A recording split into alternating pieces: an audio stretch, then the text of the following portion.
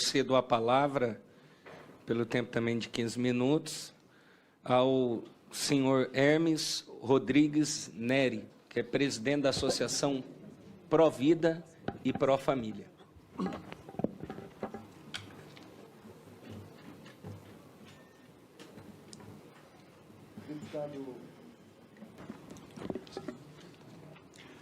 Deputado Diego Garcia, no começo eu tinha dito que eu estava fazendo alguns ajustes aqui na minha fala. E então o deputado Diego Garcia, eu estava conversando com ele há pouco, que eu estava fazendo alguns ajustes por causa do tempo, mas ele disse que eu posso abordar a primeira parte da minha exposição nesse momento, e depois nós voltaremos num outro momento em que eu vou concluir a parte política. Excelentíssimo senhor deputado Diego Garcia, demais deputados parlamentares aqui presentes, Eduardo Bolsonaro, deputado Eros Biondini, diretores da Associação Nacional Pró-Vida e Pró-Família, vice-presidente Dr. Paulo Fernando, segunda vice-presidente doutora Lenise Garcia, querido amigo João Carlos, queridos amigos Suzy, Marco e Padre Pedro, que também é diretor da associação. Cumprimento os demais presentes que aqui estiveram, que aqui estão presentes.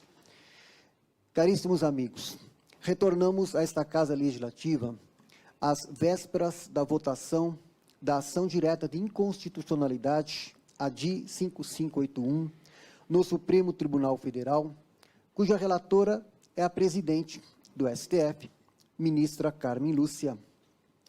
Requeremos a participação da Associação Nacional Pró-Vida e Pró-Família como amicus curiae, ao que encaminhamos à ministra um minucioso estudo elaborado pela Associação Médica dos Católicos de Brasília, esse estudo aqui, assinado pelo doutor Stefano Borges Pedroso, que é defensor público do Distrito Federal, cuja parte que diz respeito aos danos que o aborto provoca à saúde da mulher, quero trazer aqui, nessa audiência pública, nessa primeira parte, brevemente alguns pontos que considero relevantes para reforçar a necessidade que temos hoje em defender a saúde da mulher, vítima da falsa solução do aborto que lhe oferecem, e também a defesa do nascituro, penalizado com a morte, com assassinato cruel, de uma vida humana inocente e indefesa, privada do direito à vida, e causando assim para nós o horror dessa atualização da matança dos inocentes, patrocinada pelo Estado, quando o Estado existe para ser defensor da vida e da família, defensor da primeira e principal instituição humana, defensor da vida em sua fase mais fragilizada, defensor e promotor daquele que mais precisa de acolhida, de amparo, de suporte, de valorização efetiva. Mas o que estamos vendo é o Estado brasileiro sendo instrumentalizado por forças impondo uma agenda de organismos internacionais imbuídos de ideologias inumanas, com a mesma lógica que moveu na antiguidade o faraó egípcio e também Herodes, ao ordenarem a matança das criancinhas, para se voltar contra o que temos de mais precioso, o dom da vida. Na raiz de qualquer violência contra o próximo, lembrava o Papa São João Paulo II no Evangelium Vitae, há uma cedência à lógica do maligno, isto é, daquele que foi assassino desde o princípio. Esta conjura contra a vida avança cada vez mais nas expressões de violências e atentados contra a vida.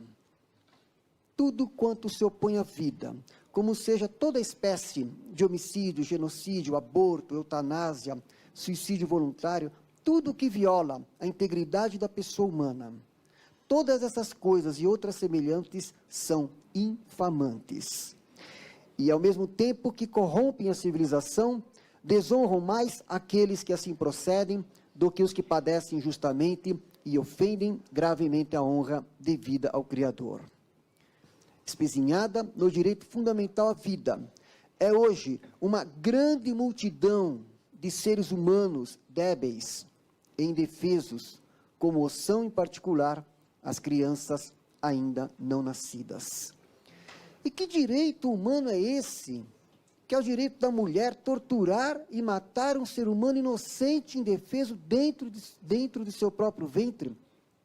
O direito de eliminá-lo com substâncias salinas, succioná-lo, quebrar-lhe os ossos e privá-lo do direito de nascer e ser acolhido como pessoa humana?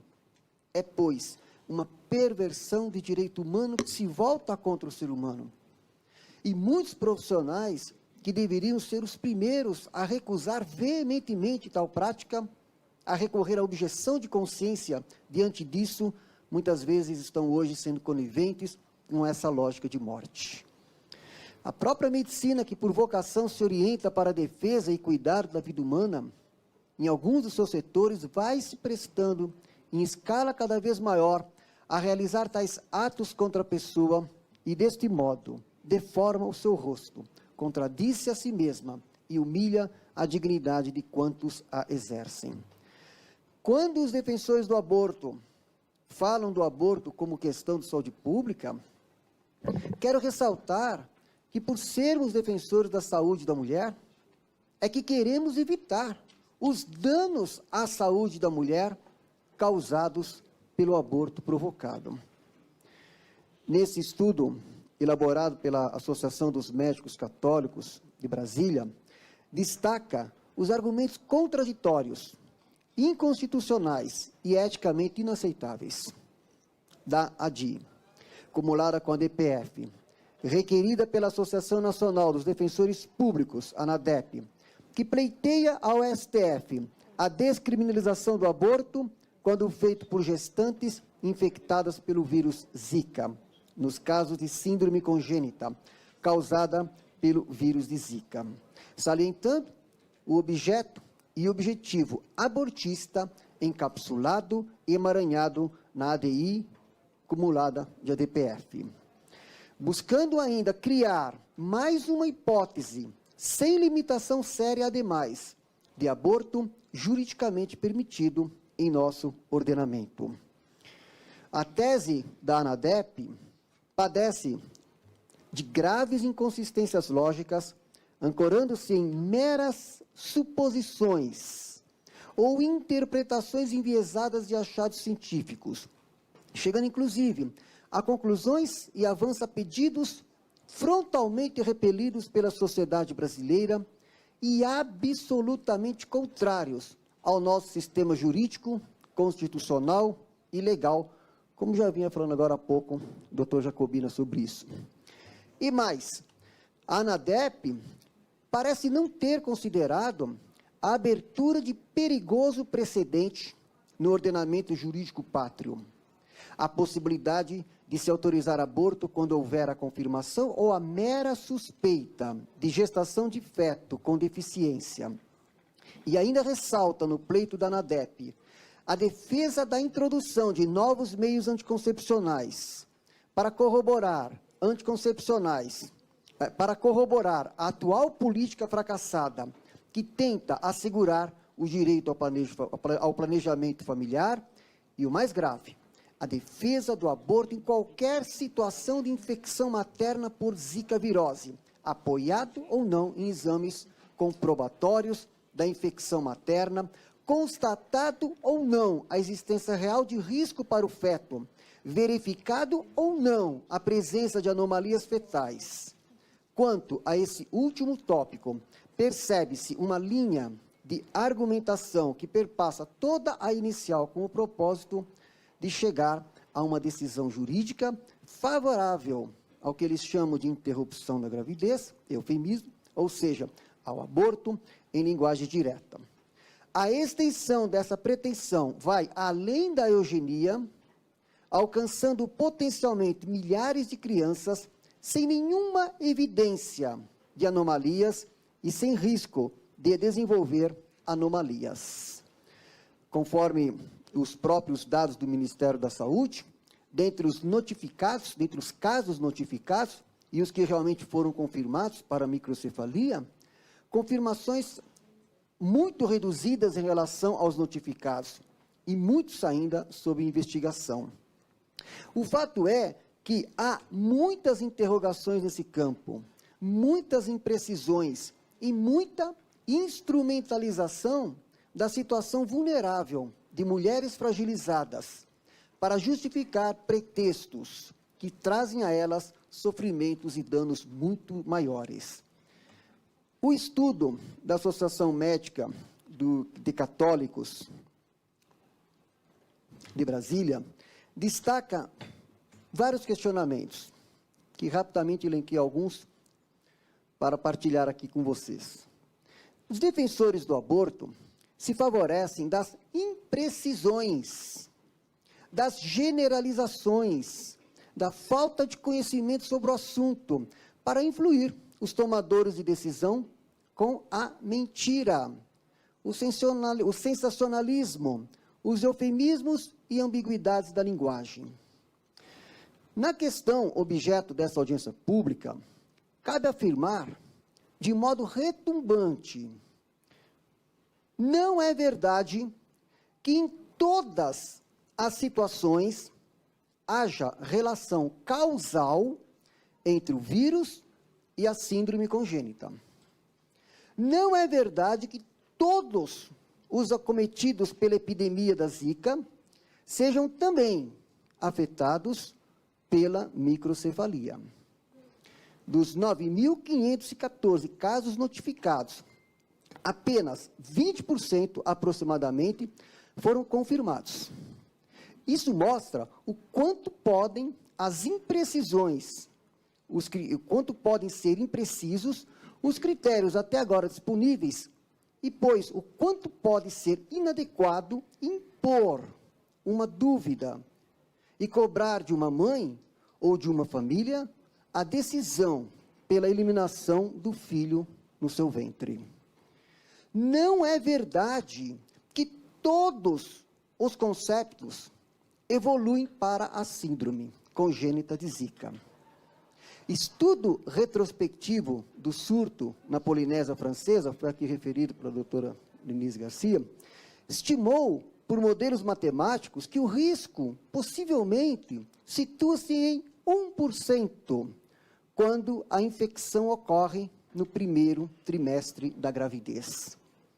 Não é verdade que todos os conceitos cujas mães foram acometidas pela Zika virose nasçam com microcefalia. Muitas crianças nascem sem problemas, mesmo quando a mãe comprovadamente sofre a infecção por Zika virose na gravidez.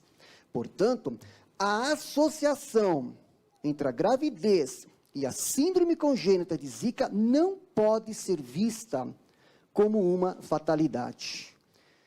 Não é verdade que oferecer à mulher a falsa solução do aborto significa estarem preocupados com a sua saúde. Isto é absurdamente inverídico. É mentira dizer que se quer o bem das mulheres, induzindo-as ao aborto. Um estudo que analisou 36 artigos científicos destacou que 13 artigos mostraram um risco evidente de pelo menos um dos transtornos mentais. Os mais citados foram a depressão, transtornos de ansiedade, incluindo síndrome de estresse pós-traumático e abuso de drogas, relatados no grupo de mulheres que provocou o aborto em relação às mulheres que tiveram parto.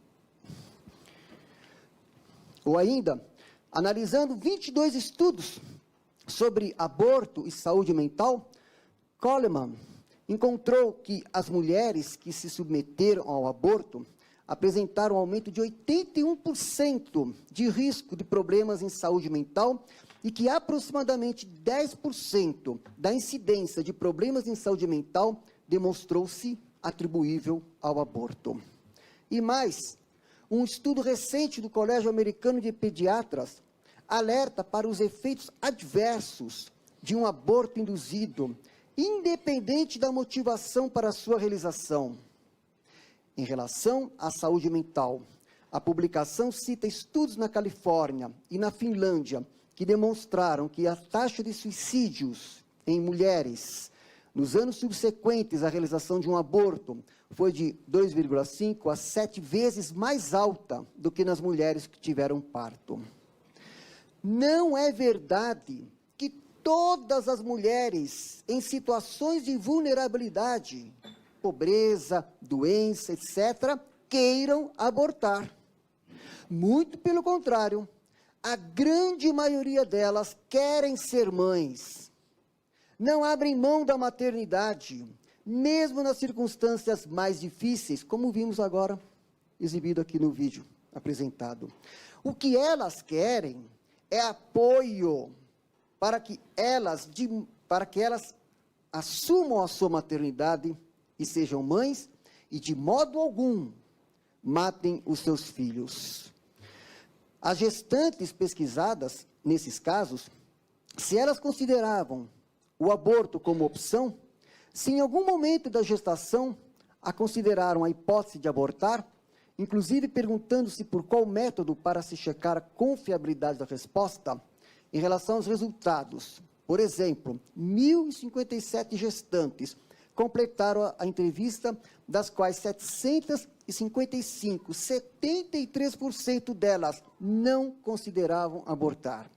142, 14%, consideravam a hipótese de abortar. E 140, 14%, tentaram o abortamento. Nessa pesquisa. Diante de tantos estudos, pesquisas, estatísticas, etc., com a evidência dos fatos, podemos indagar. Como o aborto poderia ser a melhor solução para a mulher?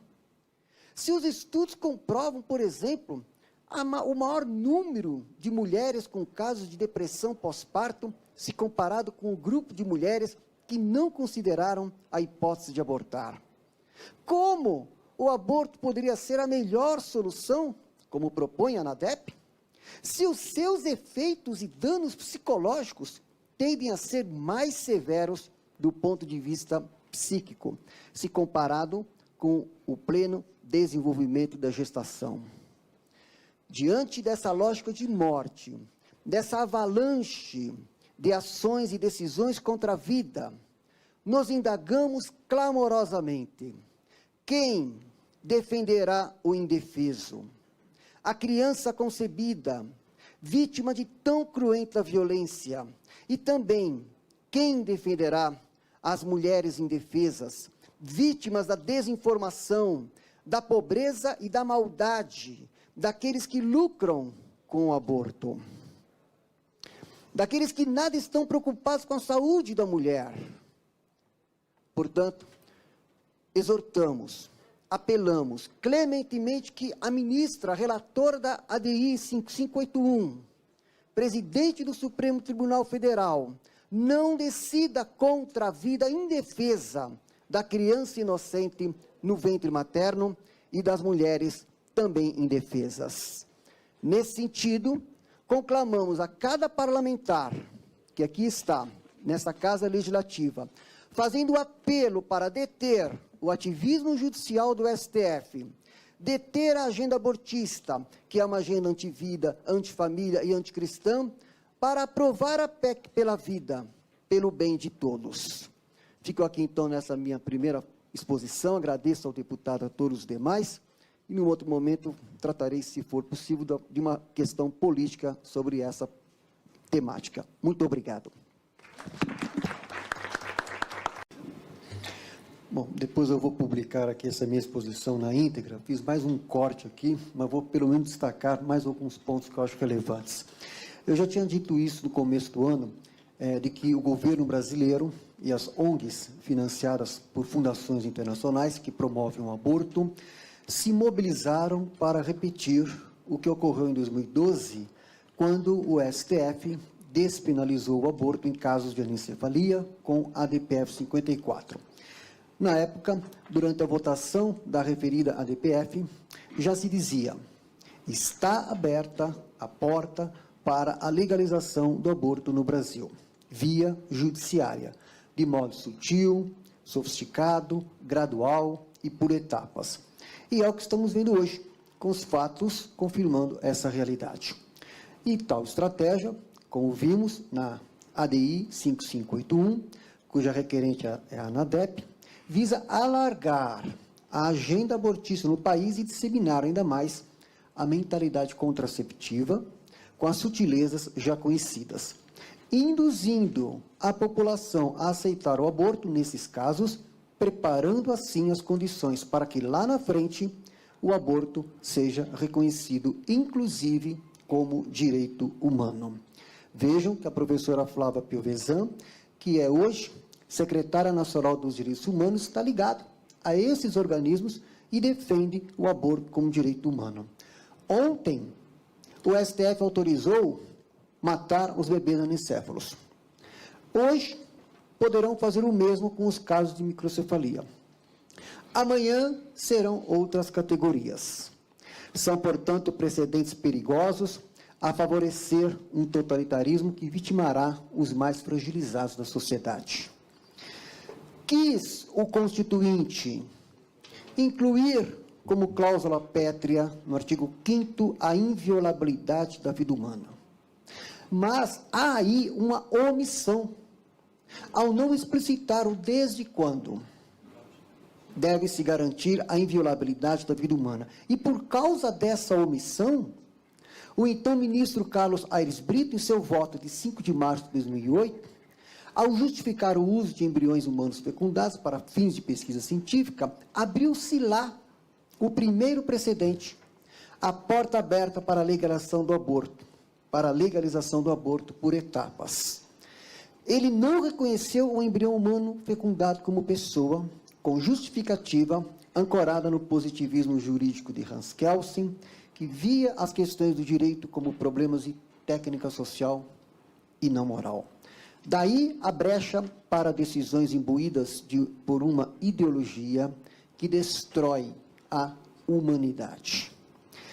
Em seu relatório, ele recorreu ao subterfúgio do argumento jurídico, alegando que a Constituição brasileira, palavras dele, faz, aspas, um silêncio de morte sobre o início da vida, fecha aspas. E diante daquela omissão, só consideraria a proteção constitucional dos direitos da pessoa depois do nascimento, conforme a chamada teoria natalista, e desse modo não assegurou, naquele momento, o direito à vida ao nascituro. A vida passou a valer em parte e não mais por inteiro. O guardião da Constituição Federal foi categórico. Há duas distinções, dois instantes, o insubstituível início de vida e o momento constitutivo da pessoa, que ele não associou no mesmo instante. Passou a existir, então, uma brecha, a não dar proteção jurídica a esse interregno da fecundação ao nascimento, que deixou de contar, após as deliberações do STF, nesse campo da garantia constitucional de proteção da vida, pois, segundo Aires Brito, naquele assombroso voto, aspas, a nossa Magna Carta não diz quando começa a vida humana, fecha aspas. Em seu relatório, o ministro Aires Brito explicitou a atenção de dois posicionamentos divergentes acerca do conceito de pessoa humana. A partir de então, o STF fez a agenda abortista avançar. A partir desse conflito de posições, dessas duas posições aqui colocadas. Tal conflito de posições emblematiza o agudo impasse bioético da atualidade de dimensão salomônica e âmbito mais profundo também adâmica. Um nó górdio que requer solução, mas não com atos intempestivos. Requer a solução legislativa adequada, como quis a voz originária do Constituinte, reconhecendo a proteção da vida humana desde a concepção. E é a essa mesma voz que devemos nos reportar, pois o judiciário é poder constituído e não poder constituinte. Para encerrar, a partir de então, o STF fez a agenda abortista avançar. com seu explícito ativismo judicial. Sem que viesse daqui do Congresso a reação ainda devida, à altura daquela afronta a esta Casa Legislativa. Por isso eu apelo aos deputados que aqui estão, deputado Eros Biondini, deputado Bolsonaro, deputado Diego Garcia. O povo espera a reação devida desta Casa Legislativa, que é poder constituinte, incluindo na Constituição Federal, no artigo 5º, o desde a concepção. O povo espera isto. A reação devida à altura daquela afronta a esta Casa Legislativa, medidas eficazes, capazes de deter o ativismo judicial, seja por um projeto de decreto legislativo, para proteger o legislativo de tal ingerência por parte do STF, ou ainda a aprovação do PL 4754, 2016, que tipifica crime de responsabilidade dos ministros do Supremo Tribunal Federal, a usurpação de competência do Poder Legislativo ou do Poder Executivo, e outras iniciativas também que o povo brasileiro espera vir dessa casa, também para que avance essas iniciativas, como a aprovação do Estatuto do Nascituro, a própria CPI do aborto, etc. Por isso, requeremos insistentemente aos parlamentares, tanto da Câmara quanto do Senado, para que priorizem a PEC pela vida, para que não haja mais essa omissão constitucional, para fazer assim com que o STF detenha o STF no avanço da agenda abortista. Muito obrigado.